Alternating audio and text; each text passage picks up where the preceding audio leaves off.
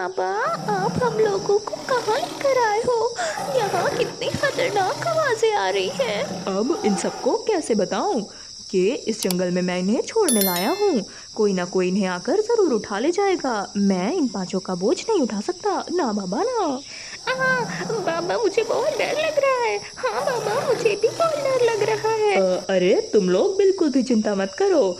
मैं देख कर आता हूँ कि यहाँ से जाने वाला रास्ता किस तरह होकर जाता है। जब तक तुम मुन्नी को पकड़ो। इतना कहकर श्यामलाल वहाँ से चला जाता है। दीदी, कितनी देर हो गई है, पिताजी अभी तक वापस नहीं आए। हाँ चिंकी, तुम सही कह रही हो, बहुत देर हो गई है। पिताजी को गए हुए न जाने कितने देर हो गए। मुझे बहुत चिंता हो रही है, कहीं उन्हें कुछ हो तो नहीं गया। दीदी ऐसे मत कहो, मुझे बहुत डर लगता है।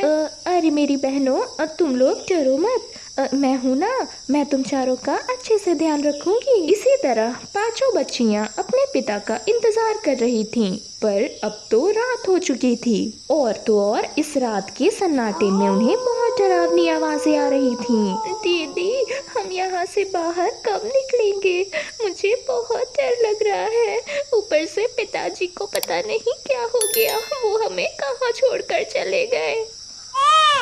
दीदी, शिफाली, चिंकी, देखो ना, मुन्नी कितनी रो रही है। अरे बहनों, मुझे लगता है इसे बहुत भूख लगी है। हम इसे क्या खिलाएंगे? हमारे पास तो कुछ भी नहीं है। दीदी, ये कितनी छोटी है, इसने कब से कुछ नहीं खाया। अगर इसी तरह ये कुछ देर और भूखी रही तो इसकी तबीयत खराब हो जाएगी।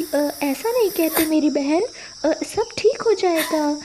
मैं इसके खाने की व्यवस्था करती हूँ। देखो तुम चारों, तुम लोग यहीं पर रहना, मैं थोड़ी देर में आती हूँ। दीदी, आप भी पिताजी की तरह हमें छोड़कर तो नहीं चली जाओगे ना? अरे नहीं चिंकी, मैं तुम सबको कहीं छोड़कर नहीं जाऊंगी। सुगंधा अकेले ही उठकर जंगल की ओर बढ़ती है। अरे बाप रे, ये जंगल कितना घना है, मुझे तो बहुत डर लग रहा है।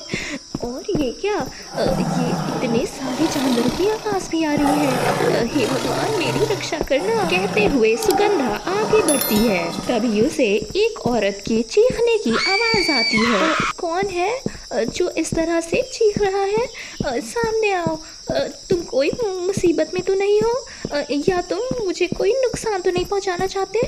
अरे बेटी, तुम कहीं भी हो, मेरी मदद करो, मैं बहुत मुश्किल में हूँ। आप कहाँ हो?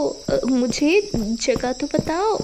मैं तुम्हारे पीछे जो पेड़ है ना, उसके पीछे हूँ। हे भगवान, आपको क्या हो गया? आप यहाँ इस हालत में कैसे हैं?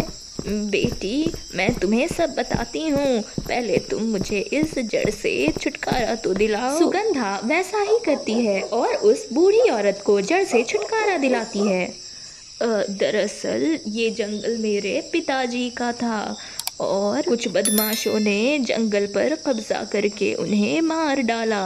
दरअसल मेरे पिताजी एक परी के बेटे थे, इसी वजह से मैं भी एक परी हूँ।